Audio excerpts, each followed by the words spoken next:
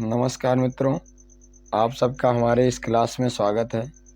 और आज हम आपको अपने इस क्लास में वाक्य परिचय क्रम में रचना के दृष्टि से वाक्य के भेद पढ़ाने चल रहे हैं। तो आइए हम देखते हैं रचना के आधार पर वाक्य के कितने भेद होते हैं। ठीक, इसके पहले हमने आपको अपनी क्लास में जो है वाक्य क्या है, उसके अंग क्या हैं और उनके भेद कौन कौन से हैं उसको पढ़ाया था। उन्हीं भेदों के क्रम में हम आज पहले देखेंगे रचना के आधार पर वाक्य के भेद। ठीक, तो हम पढ़ने चल रहे हैं क्या है रचना के आधार पर वाक्य के भेद। रचना के आधार पर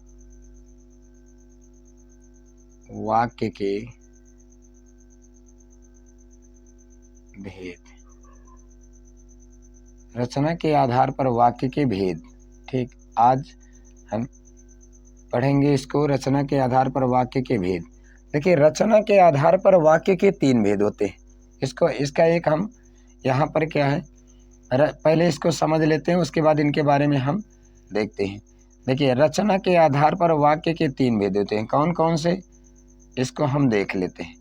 रचना के आधार पर वाक्य के 3 भेद। पहला इसमें जो हो जाता है वह होता है क्या, सरल वाक्य, सरल या साधारण वाक्य। ठीक है ना, सरल या साधारण वाक्य, ये हो गया पहला। उसके बाद दूसरा जो होता है मिश्र या मिश्रित वाक्य, मिश्रित वाक्य। और तीसरा जो होता है इसी के अंतर्गत, यानी वह कौन सा है, यानी संयुक्त वाक्य। कौन सा है, संयुक्त वाक्य। तो ये होते हैं क्या, रचना के यानी आधार पर वाक्य के भेद। रचना के आधार पर वाक्य के कितने भेद हैं, तो रचना के आधार पर वाक्य के 3 भेद। कौन कौन से, रचना के आधार पर वाक्य के कितने भेद हैं, 3 भेद। कौन कौन से, सरल या साधारण वाक्य, मिश्र या मिश्रित वाक्य, संयुक्त वाक्य। ठीक, अब हम इन भेदों के अंतर्गत इनकी परिभाषा देखेंगे और इनके हम क्या है, उदाहरण देखेंगे। ठीक, अब इसमें हम देखेंगे पहला, यानी रचना के आधार पर वाक्य के कितने भेद होते हैं। तो रचना के आधार पर वाक्य के 3 भेद होते हैं। ठीक है, 3 भेद होते हैं और ये पेज नंबर 1 है। ठीक, अब कौन कौन से, इसमें जो पहला है वह कौन सा है, पहला है सरल या साधारण, सरल या साधारण वाक्य। ठीक, सरल या साधारण वाक्य। अब सरल या साधारण वाक्य है क्या, इसकी परिभाषा देख लेते हैं क्या है, इसकी परिभाषा क्या है या इसका नियम क्या है, इसे देख लेते हैं। ठीक, इसकी परिभाषा क्या है, जिस वाक्य में, ठीक, जिस वाक्य में एक उद्देश्य,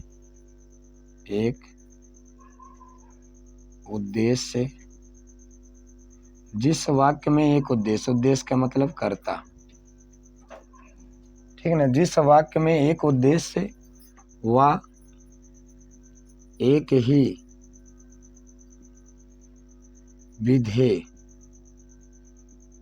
एक ही विधेय, विधेय का मतलब कर्म, क्रिया, कमा विशेषण,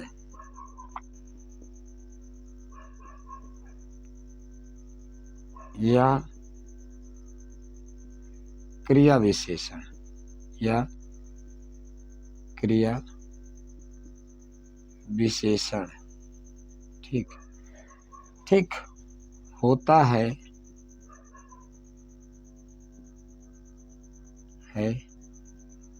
उसे सरल या साधारण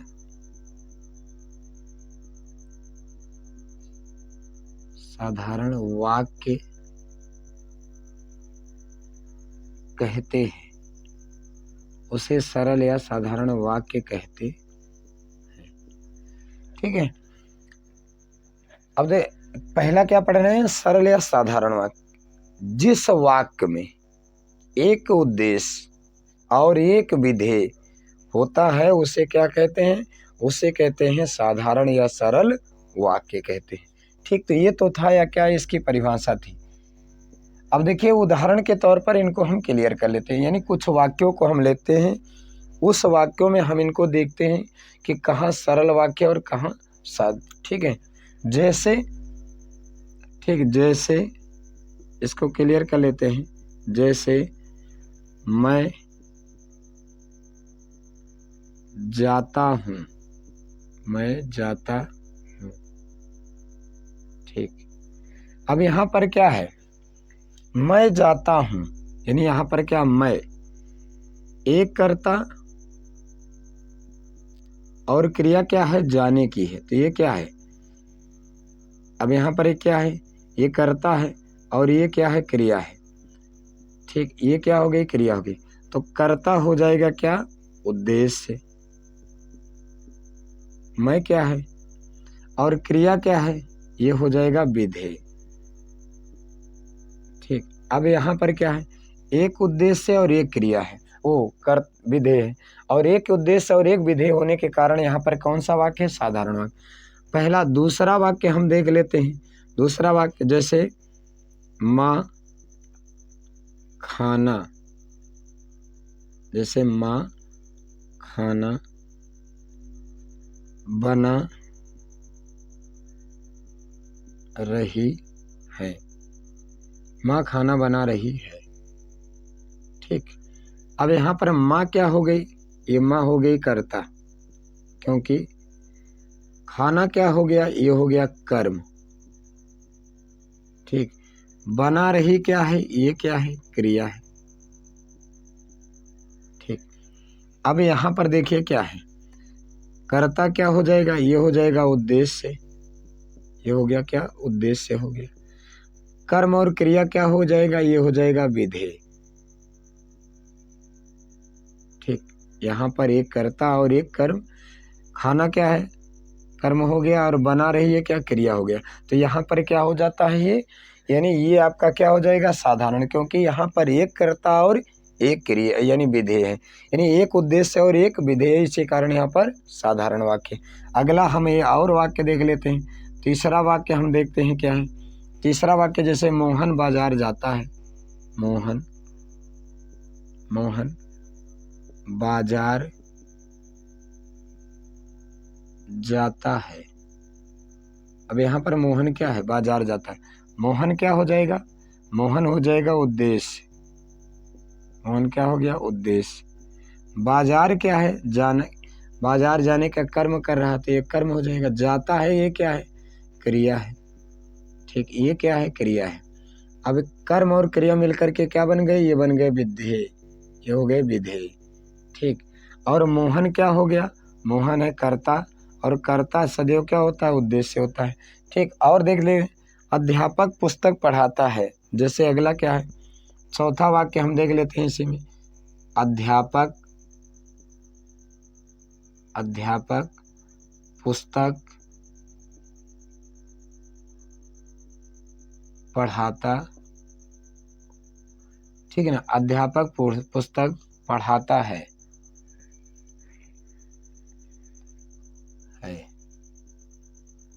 ठीक, अध्यापक पुस्तक पढ़ाता है। तो यहाँ पर क्या हो जाएगा?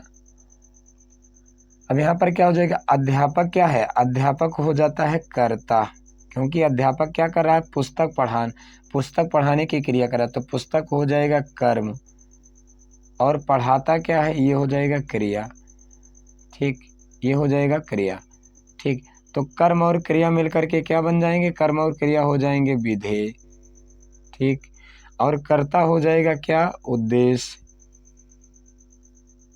कर्ता हो जाएगा क्या, उद्देश्य हो जाएगा। तो यहाँ पर कर्ता और उद्देश्य, तो इसलिए यहाँ पर कौन सा वाक्य है। इस तरह के वाक्यों में सदैव क्या होता है, साधारण वाक्य होता है। जिस वाक्य में एक कर्ता, एक उद्देश्य, एक कर्म, एक क्रिया और विशेषण हो। ठीक है, तो कर्ता यानी कर्ता जो होगा उद्देश्य होगा, क्रिया कर्म और विशेषण ये क्या होगा, विधेय होगा। तो ऐसे वाक्यों में सदैव क्या हो जाएगा, ऐसे वाक्यों को सदैव सरल या साधारण वाक्य कहते हैं। ठीक, तो ये तो हो गया क्या, पेज नंबर 1 में हम देखे क्या, रचना के आधार पर वाक्य के भेद। और वाक्य के भेद में रचना के आधार में हम पहला वाक्य देख रहे हैं, क्या है, पहला है सरल या साधारण वाक्य। इसको एक बार रिपीट करते हैं। जिस वाक्य में एक उद्देश्य, कर्ता, एक ही विधेय, कर्म क्रिया विशेषण या क्रिया विशेषण होता है, उसे सरल या साधारण वाक्य कहते हैं। और यहाँ पर हमने क्या उदाहरण के लिए आपको कुछ शब्द बताया, जैसे मैं जाता हूँ, मैं हो गया कर्ता, जाता हूँ क्या है, क्रिया हो गया। तो कर्ता यानी क्या, मैं हो गया उद्देश्य और जाता हूँ क्या हो गया, विधेय। माँ खाना बना रही है, यहाँ पर क्या, माँ हो गई कर्ता और कर्ता होने के कारण ये हो गया उद्देश्य, और खाना बना रही है, और खाना बना रही है तो यहाँ पर खाना हो गया कर्म और बना रही है क्या, क्रिया हो गया। तो ये हो गया क्या, विधेय। ठीक, मोहन बाजार जाता है, मोहन क्या है, कर्ता हो गया, उद्देश्य हो गया, और बाजार कर्म हो गया, जाता है क्रिया हो गया। तो यहाँ पर क्या है, एक उद्देश्य और एक क्रिया है। ठीक, एक उद्देश्य और एक क्रिया। अध्यापक पुस्तक पढ़ाता है, अध्यापक हो गया उद्देश्य और पुस्तक पढ़ाता है, क्या हो गया, विधेय। तो ठीक, यहाँ पर हमने इन्हें क्या है, सरल वाक्य या साधारण वाक्य देखा है। और पेज नंबर 2 में हम इसी रचना के आधार पर वाक्य के दूसरा यानी वाक्य का दूसरा भेद देखेंगे। ठीक है, और वो पेज नंबर 2 होगा। तो आइए हम यानी क्या है, अगले पेज में इसके दूसरे भेद को देखते हैं। ठीक है ना, इसके हम क्या है, दूसरे भेद को देखेंगे। क्या है कि जो मिश्र या मिश्रित वाक्य होता है, ठीक है ना, जिसे मिश्र या मिश्रित वाक्य कहते हैं, वो क्या है, उसकी परिभाषा क्या है। ठीक, उसको हम पेज नंबर 2 पर देख रहे हैं। ठीक, अब उसको हम पेज नंबर 2 पर देखेंगे। पेज नंबर 2 पर देखेंगे जो है मिश्र या मिश्रित वाक्य रचना के आधार पर। दूसरा क्या है, दूसरा है मिश्र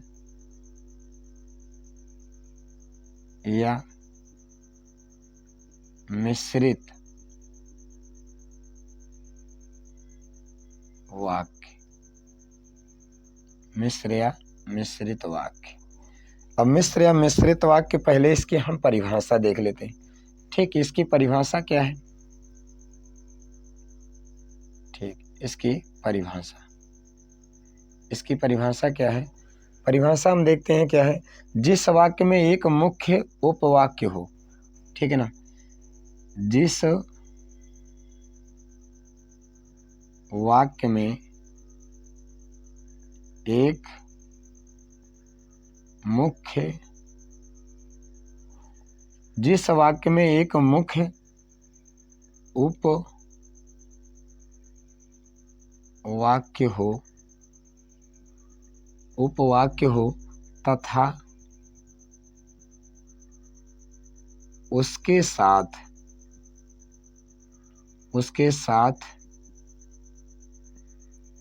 अन्य आश्रित उपवाक्य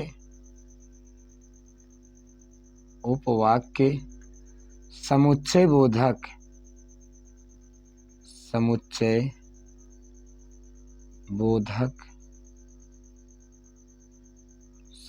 बोधक शब्द।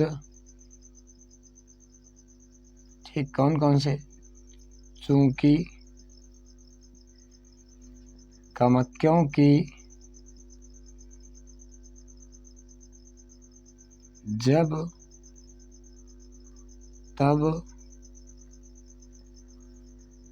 अर्थात,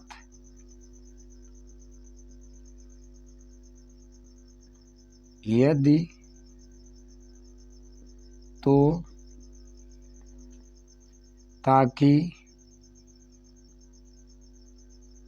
तथापि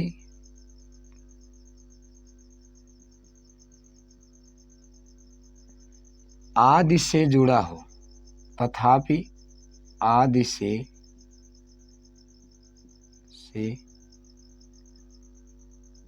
जुड़ा हो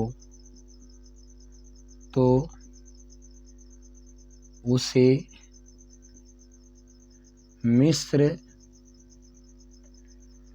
या मिश्रित वाक्य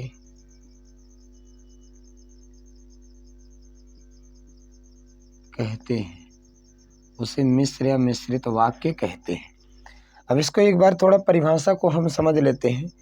ठीक, जिस वाक्य में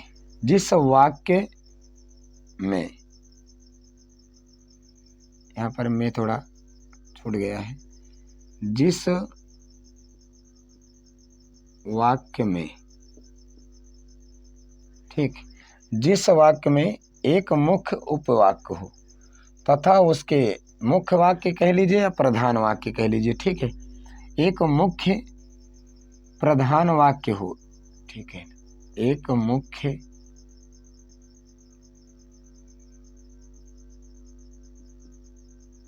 प्रधान वाक्य हो तथा उसके साथ अन्य आश्रित उपवाक्य समुच्चय बोधक शब्द चूंकि, क्योंकि, जब, तब, अर्थात, यदि, तो, ताकि, तथापि आदि से जुड़ा हो तो उसे मिश्र या मिश्रित वाक्य कहते हैं।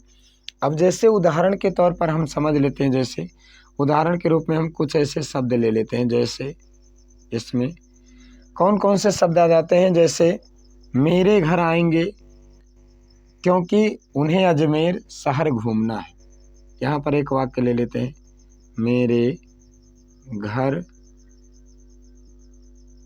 आएंगे क्योंकि, अब यहाँ क्योंकि आ गया, क्योंकि उन्हें अजमेर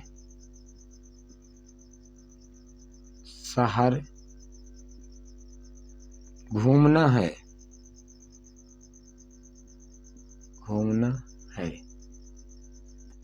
ठीक, यानी मेरे घर आएंगे। यहाँ पर देखिए क्या, मेरे घर आएंगे, ये क्या हो जाएगा, ये हो जाएगा मुख्य वाक्य, ये हो जाएगा क्या, मुख्य वाक्य, ठीक। अब यहाँ पर क्या है, समुच्चय बोधक शब्द आया है, क्या आया है, समुच्चय बोधक शब्द क्या आया है, क्योंकि आया है। अब यहाँ पर ये क्या है, ये आया है, क्या है, समुच्चय बोधक शब्द, समुच्चय बोधक शब्द आया है, क्या, समुच्चय बोधक शब्द आया है क्योंकि, या और उन्हें, ठीक है, यानी क्या है, और क्योंकि उन्हें क्या है, ये उपवाक्य है, और ये क्या है, इसी पर आश्रित है, किस पर आश्रित है, मुख्य वाक्य पर, तो ये क्या है, ये हो जाएगा क्या, आश्रित उपवाक्य, इसे क्या कहेंगे, इसे कहेंगे आश्रित उपवाक्य, यानी आश्रित उपवाक्य इसे कहेंगे, और यह वाक्य इससे जुड़ा है, इसलिए यहाँ पर कौन सा वाक्य है, यानी साधारण।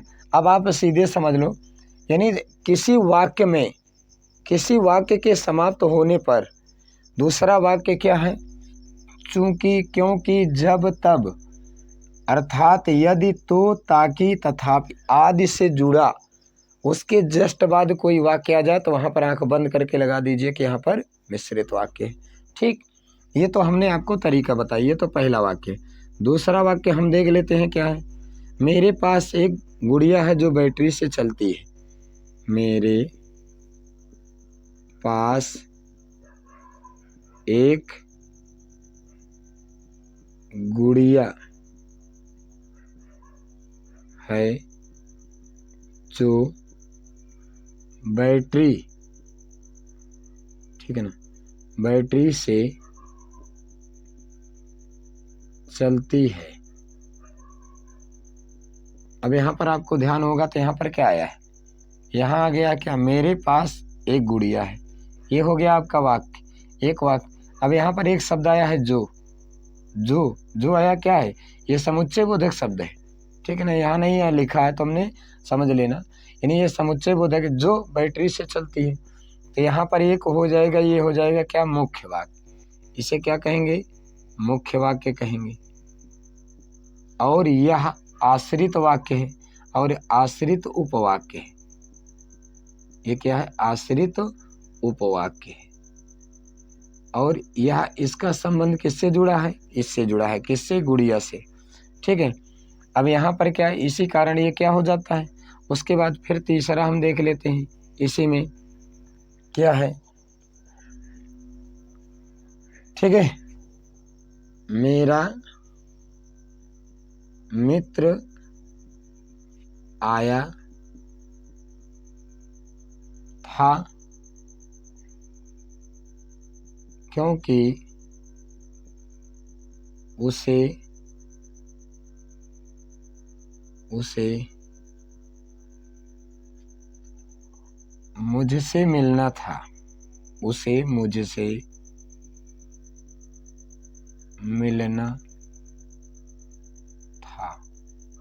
अब यहाँ पर देखिए क्या है, वाक्य, मेरा मित्र आया था, ये हो जाएगा क्या, मुख्य वाक्य, ठीक है ना, ये क्या हो जाएगा, मुख्य वाक्य हो गया, मुख्य प्रधान वाक्य हो गया, ठीक है, मुख्य वाक्य ये हो गया।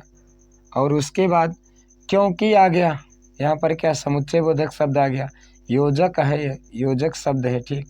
और उसे मुझसे क्या था, मिलना था, तो ये हो जाएगा क्या, उपवाक्य, ये क्या हो गया, उपवाक्य, कैसा, आश्रित, आश्रित उपवाक्य हो गया। और इसलिए यानी आप सीधे समझ लो कि एक वाक्य के समाप्त होने पर, यानी क्या है, समुच्चय बोधक शब्दों के बाद जब कोई दूसरा वाक्य क्या है, प्रारंभ हो जाए, तो उसे क्या कहते हैं, उसे कहते हैं मिश्रित वाक्य। मिश्रित का मतलब मिला हुआ वाक्य, यानी ऐसा वाक्य जो दो वाक्यों से मिला हो, उसे क्या कहते हैं, मिश्रित वाक्य कहते हैं, ठीक। तो इसको एक बार रिपीट कर लेते हैं, ये क्या है, पेज नंबर 2 है। जिस वाक्य में एक मुख्य प्रधान वाक्य हो तथा उसके साथ अन्य आश्रित उपवाक्य समुच्चय बोधक शब्द चूंकि, क्योंकि, जब, तब, अर्थात, यदि, तो, ताकि, तथापि, या कह लीजिए जो आदि से जुड़ा हो, तो उसे मिश्र वाक्य या मिश्रित वाक्य कहते हैं। जैसे मेरे घर आएंगे क्योंकि उन्हें अजमेर क्या घूमना है, तो यहाँ पर मेरे घर आएंगे ये हो गया क्या, मुख्य वाक्य, क्योंकि हो गया ये समुच्चय बोधक या योजक चिन्ह। और उसके बाद यहाँ पर क्या हो जाएगा, तीनवा क्या है, उन्हें अजमेर घूमना है, तो यहाँ दो वाक्य हो गए हैं, तो इसलिए क्या, मिश्रित वाक्य, एक साथ, एक दो वाक्य एक वाक्य में जुड़े। मेरे पास एक गुड़िया है जो बैटरी से चलती है, तो यहाँ पर जो क्या हो गया, योजक है, और बैटरी से चलना हुआ आश्रित उपवाक्य हो गया, और मुख्य वाक्य हो गया, ठीक। मेरा मित्र आया था, यहाँ पर क्लियर, और मुझे मिलना था, तो यहाँ पर अब हमने मिश्र वाक्य पढ़ा है, पेज नंबर 3 में देखेंगे, अंतिम जो है वो क्या है, संयुक्त वाक्य, यानी रचना के आधार पर जो तीसरा भेद था उसका क्या था, वो क्या है, रचना के आधार पर वह है संयुक्त वाक्य, उसको हम पेज नंबर 3 पर देख रहे हैं। और यदि आपको हमारा यह क्लास पसंद आ रहा है तो चैनल जो ज्ञान गुरु हिंदी 97 के नाम से यूट्यूब पर उपलब्ध है, उसे सब्सक्राइब करें और लाइक करें तथा कमेंट भी करें, ठीक। तो आइए हम पेज नंबर 3 पर उसको देखते हैं। पेज नंबर 3 पर देखते हैं क्या है, कौन सा वाक्य देखेंगे, अंतिम जो है रचना के आधार पर वाक्य के भेदों में जो अंतिम भेद है वह कौन सा है, रचना के आधार पर वाक्य के अंतिम भेद में है संयुक्त वाक्य, ठीक। कौन सा है, संयुक्त वाक्य, उसको हम देख रहे हैं, ठीक। अब कौन सा, तीसरा देख रहे हैं, तीसरा कौन सा है, तीसरा है संयुक्त वाक्य, ठीक, ये तीसरा है, तीसरा हम देख रहे हैं संयुक्त वाक्य। अब इसकी परिभाषा देख लेते हैं, पहले इसकी परिभाषा क्या है उसको क्लियर कर लेते हैं। जिन वाक्यों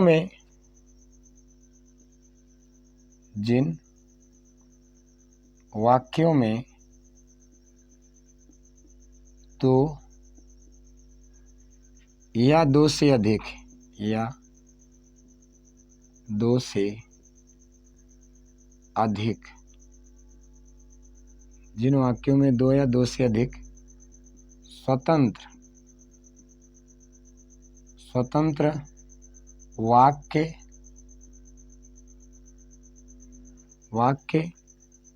किंतु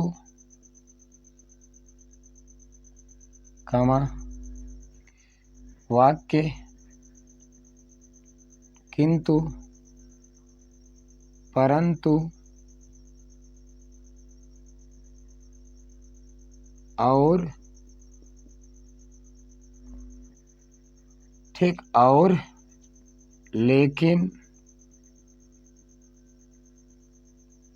ठीक, किंतु परंतु लेकिन तथा या अतः बल्कि चूंकि आदि समुच्चय बोधक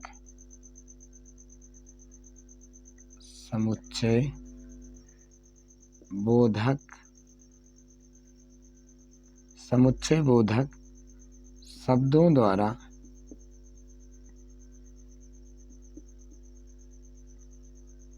जुड़े हों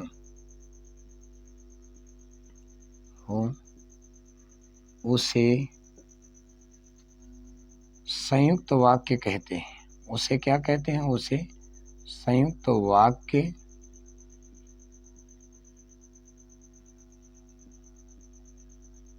कहते हैं। ठीक, पहले देखिए परिभाषा को दोहरा लेते हैं, जिससे कि जितनी बार रिपीट करेंगे उतनी बार ये क्लियर हो जाएगा।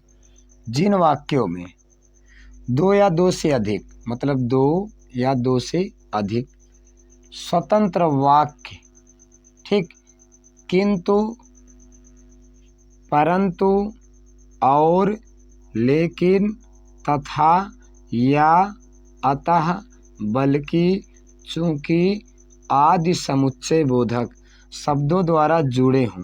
यानी क्या है? आदि सब क्या है? शब्दों, आदि समुच्चय बोधक शब्दों के द्वारा क्या हों? आपस में जुड़े हों। उसे क्या कहते हैं? उसे कहते हैं संयुक्त वाक्य। मतलब दो वाक्य, दो या दो से अधिक वाक्य क्या है? लेकिन, किंतु, परंतु, तथा, अपितु आदि शब्दों के द्वारा जुड़े हों तो उसे क्या कहते हैं? समुच्चय बोधक। अब देखिए उदाहरण के तौर पर देख लेते हैं। जैसे क्या है? भारत आया किंतु भूपेंद्र चला गया। अब यहाँ पर क्या है? पहला वाक्य लेते हैं, भारत आया किंतु भूपेंद्र चला गया।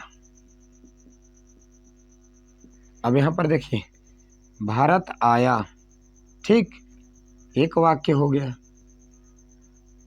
किंतु ये समुच्चय क्या है? समुच्चय बोधक हो गया।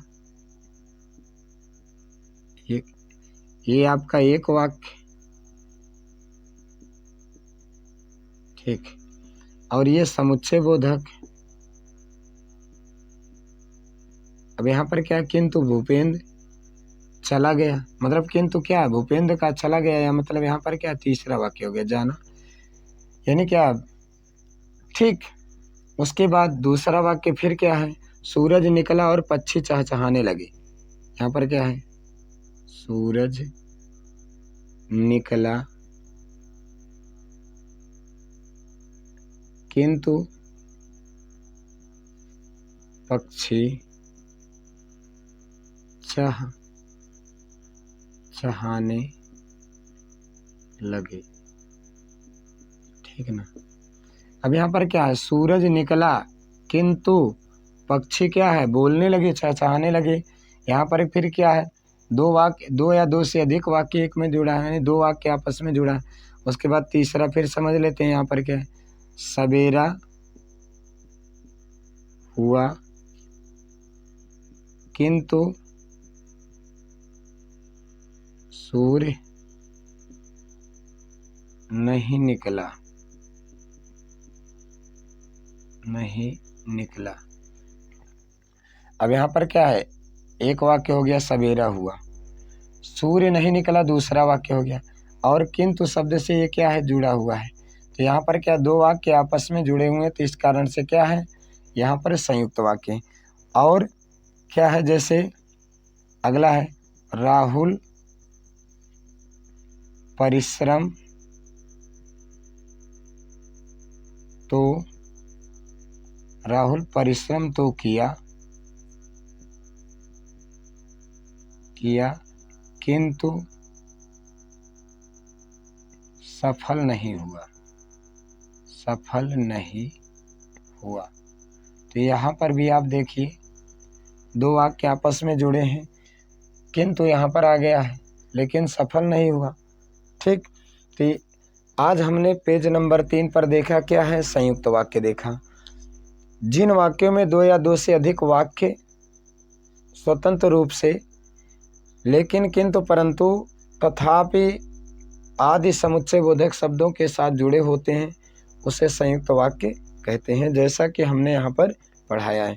और यदि आपको हमारा यह क्लास पसंद आ रहा है तो आप हमारे चैनल ज्ञान गुरु हिंदी 97 को सब्सक्राइब करें, लाइक करें और शेयर करें। अगली क्लास में हम आपको यानी अर्थ के आधार पर वाक्य के कितने भेद होते हैं और उनके उदाहरण क्या है, उनकी परिभाषा क्या है, उस पर अपना क्लास लेकर के उपस्थित होंगे। ठीक, धन्यवाद।